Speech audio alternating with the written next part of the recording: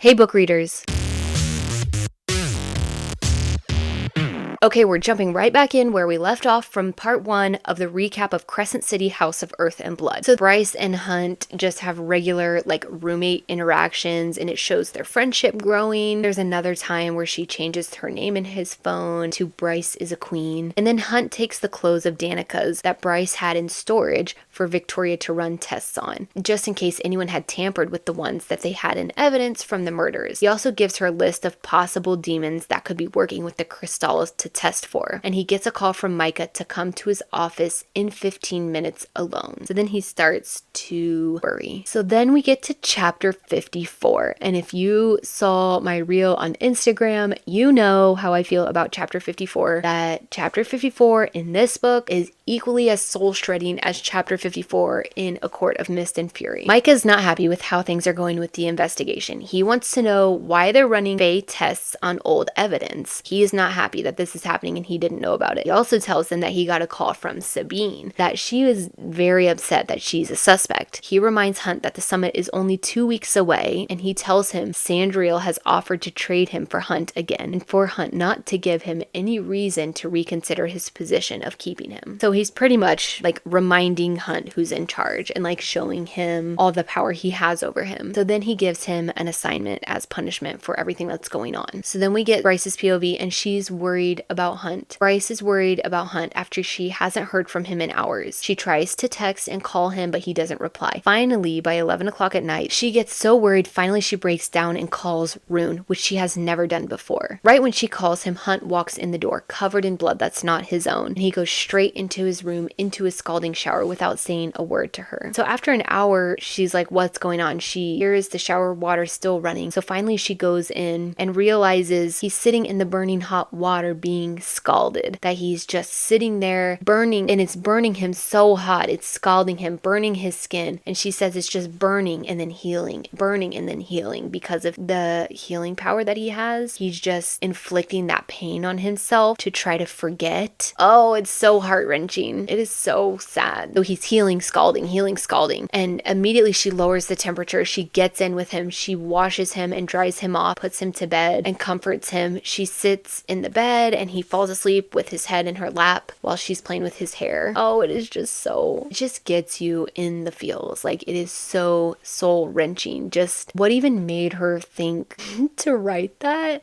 I don't know, but it's so sad. So then Hunt wakes up in the night and takes her to her own room, and he sees her phone that she had called Rune. He sees that Rune texts to check on him, and he's just starting to, he hasn't had people that cared about him in so long, and so he's just seeing that. Then Bryce wakes up in her own bed and realizes that Hunt moved her in the night. They have a heated moment in the kitchen where they're both thinking about taking things further, but they stop, knowing it'll complicate things. Then at the gallery, Jessica has a new addition for one of the aquariums in the library. It's a knock, which is a creature described as an 8-foot-long humanoid mer-male covered in scales with needle-thin teeth and SPQM inked on his wrist. He's a slave. So this obviously comes to play later. And then Victoria shares the results of what the tests found on Danica's clothes, a new drug called synth. It's a combination of something organic, technological, and magic, so it was never found in the previous tests. It's used in small doses for medicinal purposes, but they think it's being used in larger doses on the streets as a recreational drug. They start to put 2 and 2 together that this may be something that can heal the horn, like Rune had told them. So Rune has been researching information that the Medwitch sent over about synth, but a lot of it is redacted by Redner Industries. One of the ingredients listed is obsidian salt, and they all wonder at the correlation between this and summoning the Crystallis demon. Hunt and Bryce plan to go to the meat market to ask around and find out who's selling synth. But before that, Hunt tells Bryce about his parents. His mother never told him who his father is, and she was just a low-ranking angel who cleaned villas. Someone heard about all the money he was sending home as a soldier that she never spent, and so they broke into her house one night to steal it and they killed her. He says that no one ever investigated it because she had meant nothing to them, but that she meant everything to him. So he made the drop and joined Shahar's cause in her memory. He fought the battle on Mount Hermon for her. So then Bryce and Hunt video chat with her parents. They recognize Hunt and they want to know why he is her roommate. They tell him that Micah and Jessica are working together to find an old stolen relic. Hunt tells them about Bryce's leg injury and that she needs to see a medwitch. And Bryce is not very happy about that. Bryce's mom wants her to be careful with Hunt and warns her about older, powerful Vanir males. She makes Bryce a medwitch appointment and they hang up. Bryce tells Hunt the story of how her mother and Randall met, that she ran from her biological father before he could find out that she had gotten pregnant. She went to a temple because she knew they would shield them from him. And when her father heard rumors that he had a child, he sent people to find her at any cost. Her mother tried to go to the House of Earth and Blood headquarters to seek asylum, knowing her father wouldn't cross them. And she was given a holy guard to get there because it was a long journey. And the holy guard was Randall. So when her father's people found them, Bryce says that they were all taken care of. And she doesn't give any details, but that when Ember and Randall made it there, that they were deemed a vessel for Sithona and Solus and given an official order of protection that her biological father couldn't interfere with. And Randall and Ember have been together ever since. Then Hunt and Bryce watch reality TV together and he says how natural it all feels and recognizes how dangerous it is to be getting so comfortable with her considering everything that's going on, but he doesn't care.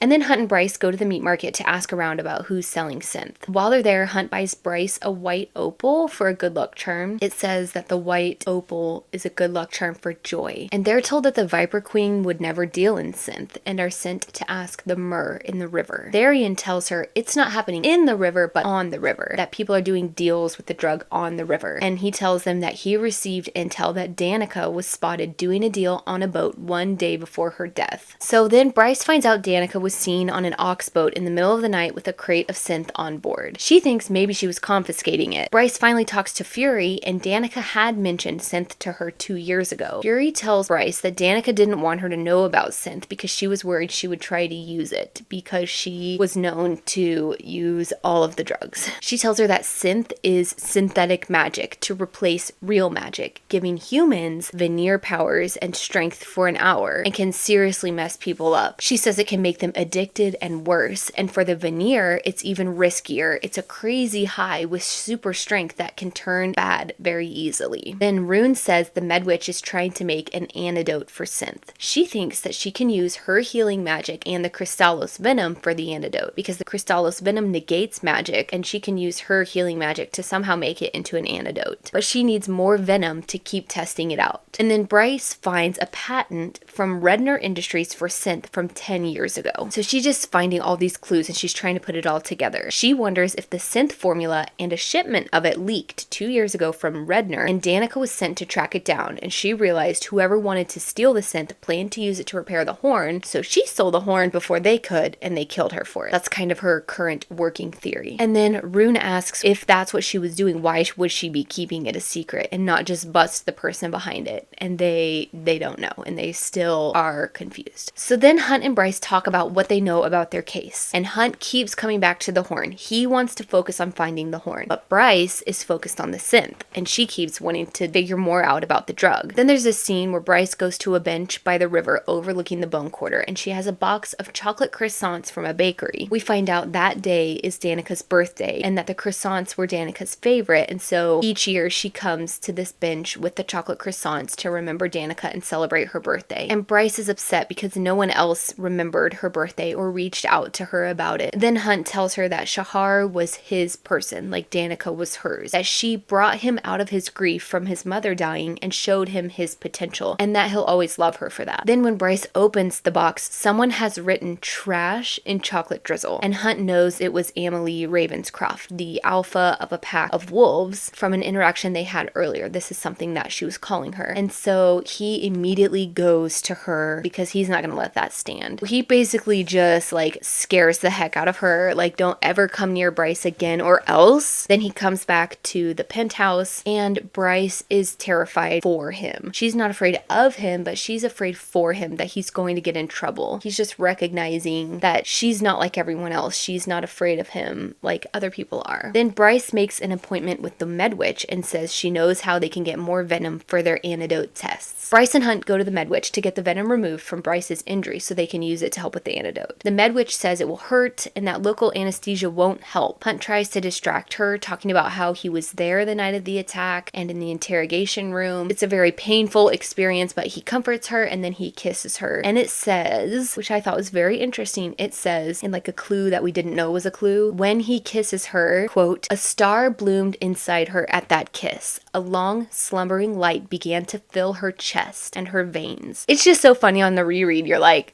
you can see everything that you didn't see the first time around. So then the Medwitch experiments with the venom and figures out how to counteract the synth. So she figures out how to make it work, and then she just wants to make it where she can put it in a vial and give it to people, because right now it's relying on her magic. So she plans to finish it up and then she'll let them know. After the Medwitch, Hunt is called to Micah's office and he tells him to bring Bryce. When they get to Micah's office, Sabine and Amelie are already there, and Sabine insists that Hunt be punished for what he did to Amelie. Micah says history says that a slave who assaults a free citizen be put to death, but instead Hunt will receive the living death, which is the punishment for an angel, where his wings are cut off in agonizing pain before they grow back in a few weeks. Bryce is hysterical. She's begging and she's furious and it is a nightmare. Hunt just accepts his fate and takes it like a male. He just takes it, and Micah cuts off Hunt's wings. So then Sabine tells everybody that she had gone to the Underking to try and get answers from Danica, but when she went, that Danica refused to meet with her when she was summoned. The Underking told Sabine that Bryce had traded her spot at the Bone Quarter for Danica to ensure that her boat didn't tip at her sailing. So this is what she was doing that night that she snuck onto the river 7 days after the murders. So we got the glimpse of what she was doing, and it says she came to give her one last gift. This is what she was giving. Bryce tells the story of stealing the death mark from Jessica. She had researched the ancient rite of trading her place and approaching the Underking. She pays for her payment across the sea with the death mark in the Istros and completes the rite to give Danica her place in the Bone Quarter. Then Isaiah and Victoria take Bryce and Hunt back to her apartment. Bryce takes care of Hunt while her leg also heals. She's still healing from her procedure getting the venom taken out. Hunt realizes that what Bryce did revealed something dangerous to everyone who was there because she tried to take his place. She asked Micah if he would give her the punishment and not Hunt, and she just made it known that she cared about him a lot. So Hunt is starting to get nervous about that. Then the next day, Jessica doesn't let Bryce have the day off, so Bryce asks Rune to come take care of Hunt. While she's working in the gallery library, Bryce figures out Danica's login for her Redner Industries account. The password was "Through love all is possible," which is the phrase on the back of her leather jacket and the phrase on Bryce's tattoo on her back. Also, the words that the Oracle had said to Danica. Inside Danica's account, Bryce finds a hidden file with her name on it, and it has a single image of the leather jacket. So she knows this is a clue that Danica has left for her, and she tries to figure it out. She examines the jacket and she finds a hidden flash drive sewn into a seam. On the flash drive, there are 3 unmarked videos. Bryce comes back and brings the flash drive to show Hunt what she found. The videos are documentation of the synth research trials that Redner Industries was completing, and it shows a human female being injected with synth and being powerful enough to kill over a dozen Vanir males before turning on herself, and the remains of the victims are in piles, just like Danica in the pack. So Bryce realizes Danica left these clues for her because she knew someone was coming for her, that she had figured out what they were doing, and someone on synth killed her and the pack. Then Bryce and Hunt kiss on the couch. Things get passionate until Bryce realizes his wounds have reopened and are bleeding. So they stop kissing after that, and then she sneaks out that night to try and go to the crime scene where Danica and the pack were killed. But when she gets there, the building is on fire. She had sent a message to the landlord to try to get in, and someone had intercepted that and acted fast. So then Therian sends Bryce a message that a synth drug deal is going down on the river right then. And Bryce doesn't message Hunt or Rune because she knows they won't want her to go, so she goes by herself. Bryce goes to the location of the drug deal with Therian and recognizes the Viper Queen as the seller. As she gets closer to the boat, she starts to realize that she recognizes who the buyer is, and he turns around and it's Hunt. And it's like that mind-blowing scene. Everyone, when we read that the first time, we were all so shook. I did not expect that. I was like, what? I was unwell after I read that. I was like, nope, there is no way. And then I was like, there has to be an explanation. Like, I am not accepting this. I was in denial for sure, as was Bryce. So Bryce is in shock and she can't believe what she's seen. And then Micah and some of his angels arrive and they point their guns at Hunt Victoria and Justinian instead of the Viper Queen. And she's like,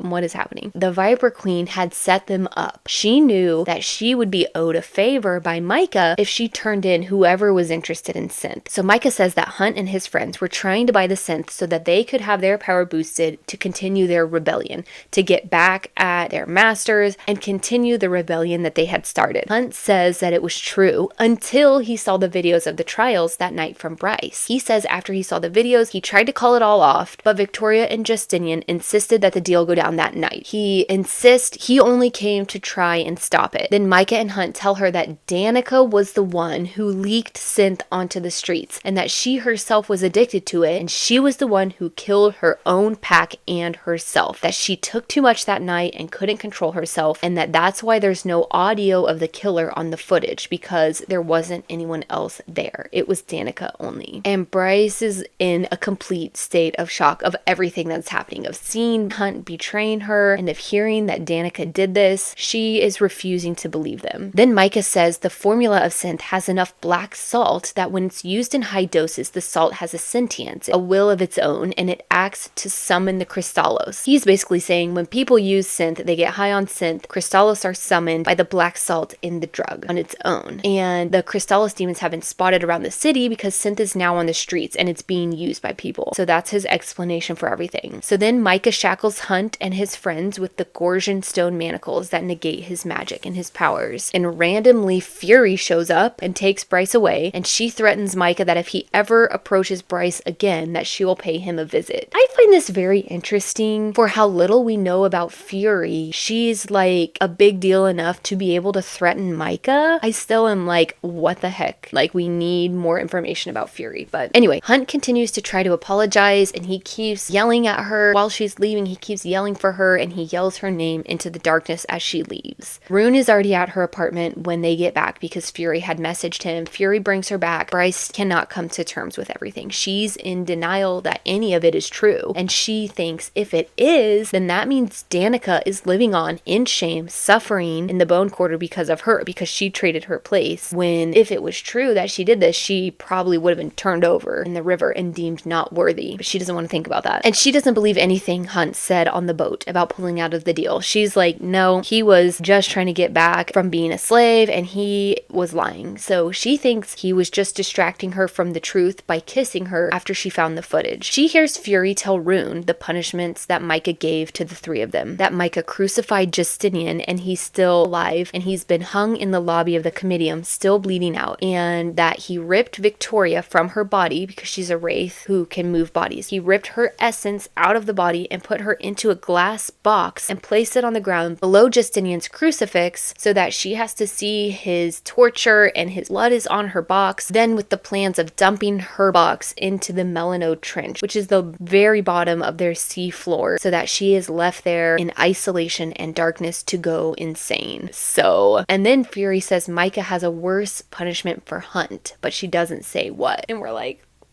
crap. So next we see that Hunt has been thrown into the holding cells below the Comitium, and he's forced to watch a live feed of Victoria and Justinian's punishments. Isaiah comes down to visit him and asks why he did it. He says he thought he had something to live for, but Hunt says he'll never accept being a slave and that he was done killing for Micah. But he realized that it wasn't right when he saw the video footage of the synth trials. Isaiah says the only reason that Hunt isn't there beside his friends who are being tortured is because Micah saw the messages of Hunt trying to stop everything. So Micah saw evidence of what Hunt is saying is the truth, so he has a different punishment for him. And Isaiah says that he came down just to say goodbye to Hunt just in case, because he doesn't know what's going to happen. Then it goes back to Bryce, and she receives a vial of the antidote for synth that the Medwitch made, and she puts the vial in the safe in Jessica's office next to the 6-inch golden bullet for the Godslayer rifle. And while she's at work, the Autumn King comes to the gallery to talk to her. He tells her he's made sure Micah won't touch her, and he wanted to know if she's still going to look for the horn. He says that it means a lot to the Fae and he doesn't want it getting in the wrong hands. He tells her that he loved her mother and he has spent every day regretting what happened, that he even had the paperwork ready to make her his queen. He also says he wanted to tell her that she is a lot like her mother, but also that she's more like him than she realizes, and it isn't a good thing. That was kind of an interesting interaction with the Autumn King, because we haven't seen a lot of his interactions, but but we've only heard of him as this big bad dude. I'm so conflicted about him. I am like, who is he? I have so many theories about him. Specifically, side note from the recap, specifically, I want to know why we are never told his name. I don't think that's a coincidence. I think it's going to be someone we know because he is always referred to as the Autumn King, capital A, capital K, and never a name. And I have a feeling we're gonna know him. Also, maybe the same with the Viper Queen. We might know her. I'm not sure, but hopefully we'll find out. So then Sandriel comes down to visit Hunt, and she's been given all of his possessions. So she has his phone, and she sees all of the pictures that he has taken with Bryce all of this time that they've been doing the investigation. And so she shows him a slideshow of all the pictures and puts it up on the screen in his cell. And she's just taunting him with what he could have had if he would have chosen Bryce over his petty revenge. So he's watching the slideshow, and it starts from the very beginning when he started the investigation with Bryce, and then it goes all the way till right where they were. And he notices the shift in Bryce from the first pictures to the last ones, how her cold eyes at the beginning had turned into near glowing with joy by the end. And he's starting to realize what he lost, how bad he's messed up. And then Sandriel tells him that she owns him now, that he is her slave again. And this is very bad news.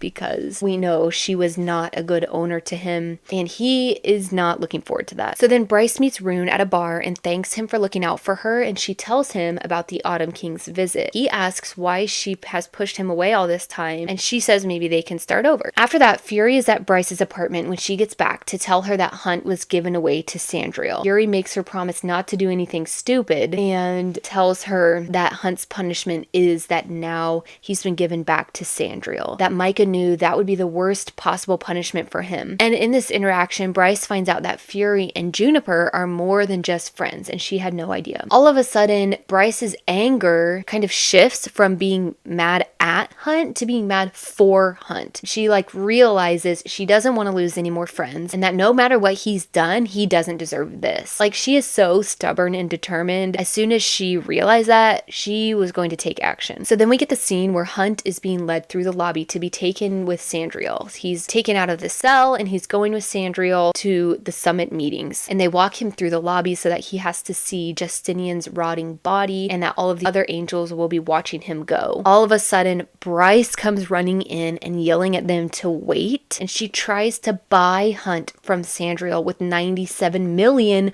gold marks in a check, which is an insane amount of money. She would have basically sold her soul to Jezebel. She is selling her own rights. She would have been indebted to Jezebel for the rest of her life. So she would have been a slave to Jezebel. And she can tell Sandriel's not buying it, so she offers her amulet to the Archesian amulet that she has that has enchantments and things that protects her from the influences of magic. And Sandriel takes it and just melts the gold onto the ground. After Bryce tries to buy Hunt and Sandriel says no, then she offers herself in his place. She knows that the only things she can do to get Hunt out of this are to either buy him and give him his freedom or to offer herself in his place. So she does that. And Sandriel says everybody here is thinking that that would be a horrible trade, that Bryce is some half-breed and Hunt is the Umbra Mortis. Why would she do that? But then Sandriel says she knows Bryce's secret and that she would be a prize indeed. So she reveals Bryce's secret to everyone, that she is the Autumn King's daughter. And right when she says that, Rune shows up. He's like, crap, what? And he is not willing to let Bryce trade places with Hunt because he knows what happens to Sandriel's prisoners. So he claims Bryce as his property according to some ancient law that had never been changed, that Bryce was labeled his and the Autumn King's property as